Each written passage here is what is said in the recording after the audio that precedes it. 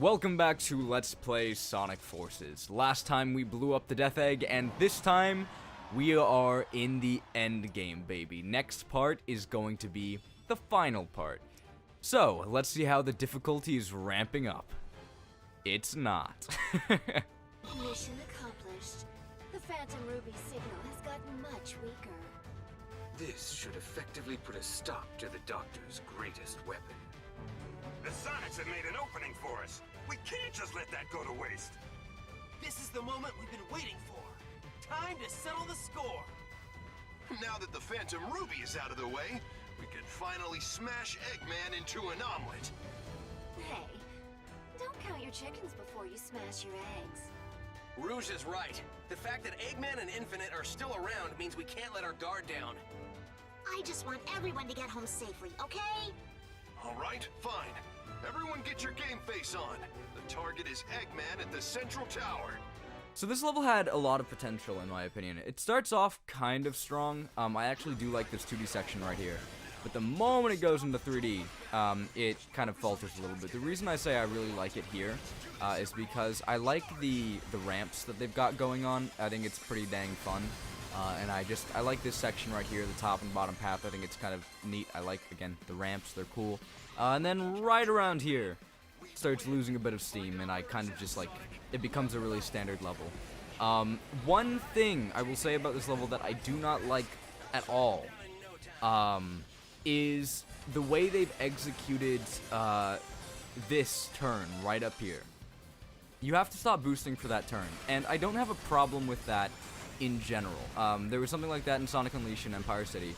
That's not a problem. It's meant to prevent people from getting too boost happy, because I know a lot of people just like to hold down the boost button, and that's meant to be a deterrent to that. It's meant to be kind of like, aha, gotcha, shouldn't have been doing that, idiot. And I get it. I think that's fine. I think having a bit of a trap for people who aren't using their brain is fine. However, I think that the backgrounds really messed that up, because everything in this stage is white. Let's talk about this for a second. I've noticed that Sonic Forces, especially with the Avatar, has backgrounds that are far too busy. We're going to get a bit more into that later. There is one specific stage I absolutely despise that I think has it the worst. But the backgrounds are just way too busy. And the background here, since it's the exact same color as the foreground and the track you're running on, it blends in, and it makes it really hard for the player to see that, hey, there's a turn coming up without any form of railing. So it feels less like it's genuinely a punishment for no-brain gameplay, and more so a punishment for people who didn't squint to see what was coming up. That's why I don't like its execution here. I think the concept itself is fine, but I really don't like the way it's executed. So many people got trapped by that just because it's hard to see. Welcome, Sonic. Glad you could make it to your funeral. Infinite, do it! Take this. What is that? Har, har. That, my spiky little trinity, is null space. Null space? It's a little something that the Phantom Ruby cooked up. A closed-off space where absolutely nothing exists. Goodbye, Sonic, my soon-to-be-eradicated nemesis. Enjoy all the nothing.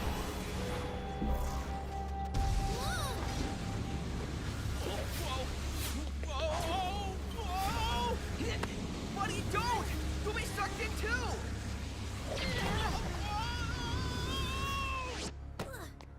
But we destroyed the Phantom Ruby's power source. Tisk tisk.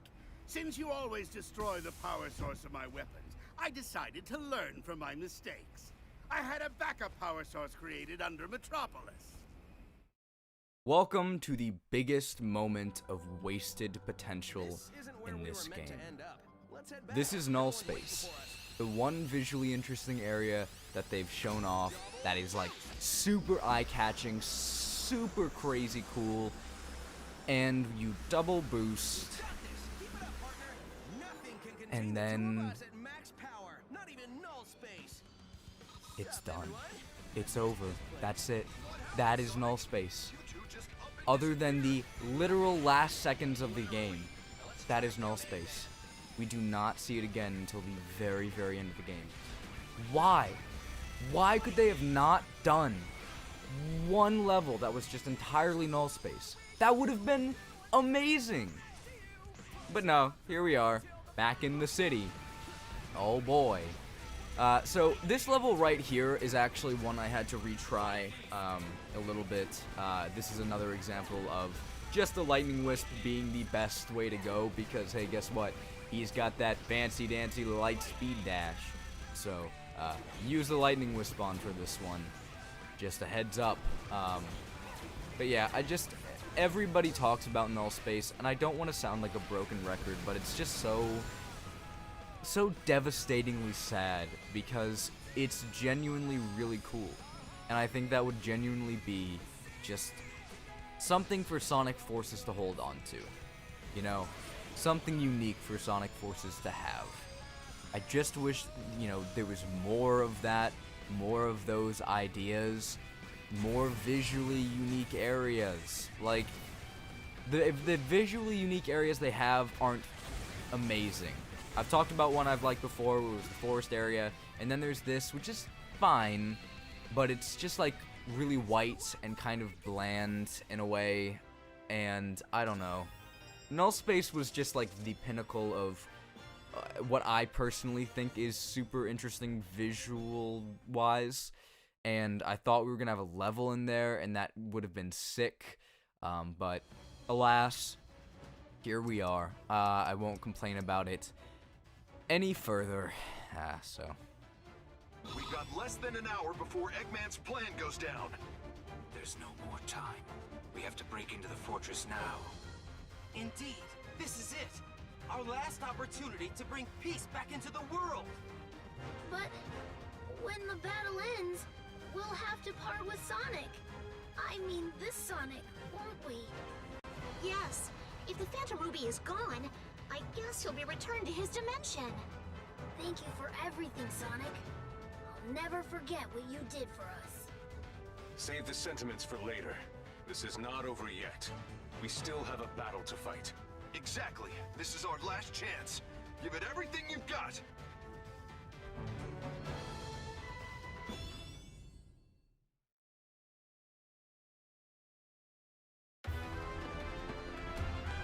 Let's go! Go!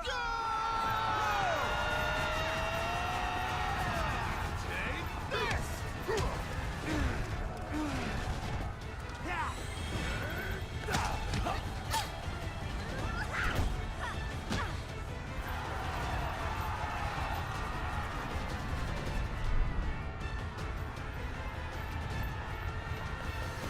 Hey, Infinite! Long time no see. Did you miss me? Why, yes, I did. I've been looking forward to finishing you, your annoying friends. I trust you're all ready for oblivion. If you're not, oh well.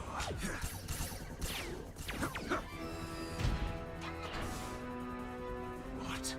Who dares? Target reconfirmed. Extermination mode initiated. Payback inevitable. Omega, you've joined us? Awesome. Is there no end to these annoying insects?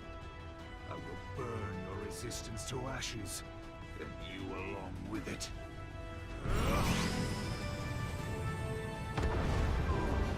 Whoa, you've got to be kidding. That's just a special effect, right? No, it's not. While we're under the Phantom Ruby's control, it's a part of our reality. Unbelievable. What chance do we have against that? The sun will fall upon you all. Boom. The end. Your pathetic lives are over.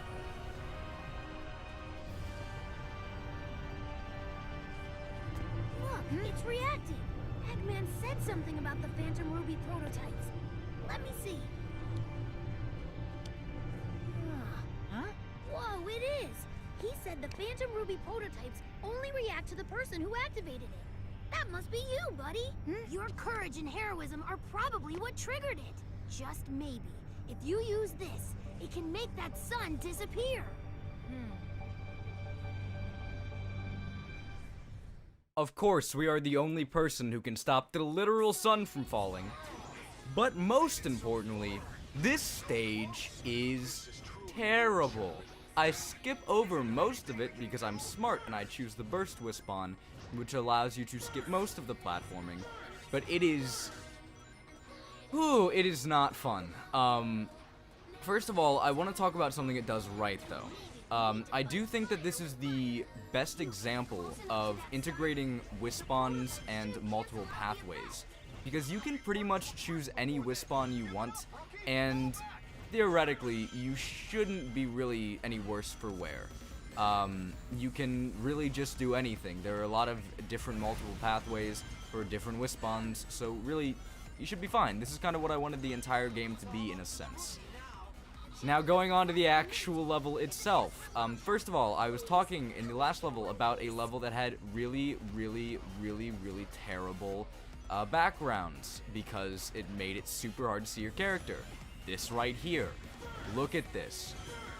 It's so hard to see your avatar character, especially when it gets a little bit more hectic. So, bleh. Actual level design-wise, you'll notice I'm playing this level a bit worse than I usually play most levels. And it's because I was actually retrying it a lot, because I wanted to get a really good run of it, and I couldn't. This level has no sense of flow whatsoever. It's so vertical, and I've talked about this briefly in an entirely different video, so I'll just go over it again here. Vertical level design in Sonic does not work most times. Like, 9 times out of 10, does not work. It cuts all flow, all momentum, and it's the same here. This level feels like it has no flow. The platforming is really basic. A lot of this is super frustrating to go through. I hate this level. I think it's terrible. I think it's poorly done. I never want to play it again. So thank God this Let's Play will probably be the last time I ever touch this level. Fingers crossed. It's bad. It's bad. Like, this is probably one of the worst levels in the game, in my opinion. Make peace with your fate, because your lives are now over. 3, 2, 1, 0. Buddy?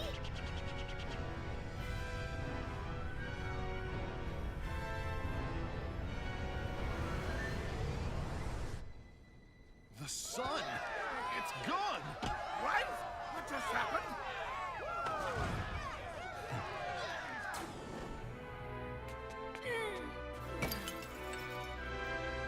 Impossible! I thought all the prototypes were destroyed! A costly oversight, Doctor. This is why I always check and double-check, as any good scientist would. This is the turning point, guys. Time to press our advantage and kick major butt!